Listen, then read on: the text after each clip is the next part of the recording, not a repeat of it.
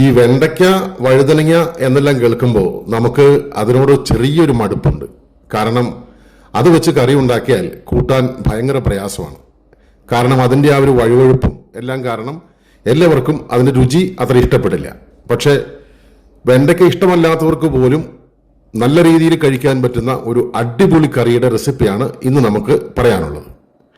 ഈ കറി തമിഴ്നാട്ടിലേതാണോ കേരളത്തിലേതാണോ എന്നെനിക്കറിയില്ല. ഈ കറിയുടെ പേരെന്താണെന്നും എനിക്കറിയില്ല. വെണ്ടയ്ക്ക ഇതുപോലെ ചെറിയ കഷ്ണങ്ങളാക്കി നുറുക്കി മാറ്റിവെക്കാം.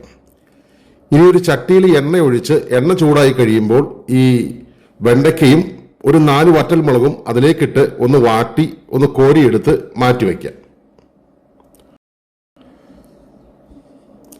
ഇനി അതേ എണ്ണയിലേക്ക് കുറച്ച് കടുകും ഉലുവയും പൊട്ടിച്ചെടുത്ത് കുറച്ച് കൂടുതൽ ചെറിയ ഉള്ളി നന്നായിട്ടൊന്ന് വാട്ടിയെടുക്കാം.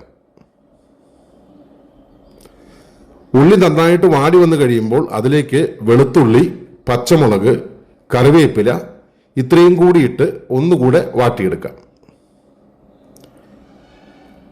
ഇനി അതിലേക്ക് ചേർത്ത് കൊടുക്കുന്നത് മുളക് പൊടി, കാശ്മീരി മുളക് പൊടി, ഒരു നല്ല ചുവപ്പ് നിറമെല്ലാം കിട്ടും.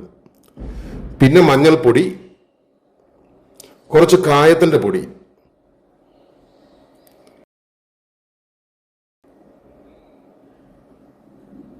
ഇനി ആ പൊടിയുടെ പച്ചമണമെല്ലാം ഒന്ന് മാറാൻ പാകത്തിന് നന്നായിട്ടൊന്ന് ഇളക്കി 2 തക്കാളി മിക്സിയുടെ ജാറിലൊന്ന് അരച്ചെടുത്ത് അതുകൂടെ ചേർത്ത് കൊടുത്ത് നന്നായിട്ടൊന്ന് ഇളക്കിയെടുക്കാം.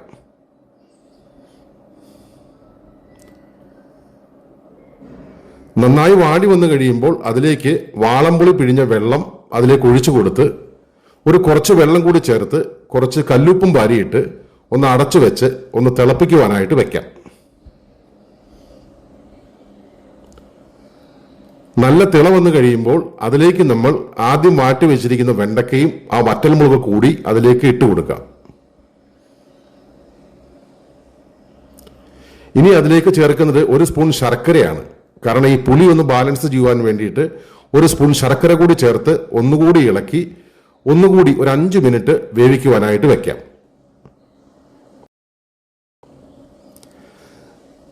ഇപ്പൊ നമ്മുടെ കറി റെഡി ആയിട്ടുണ്ട്.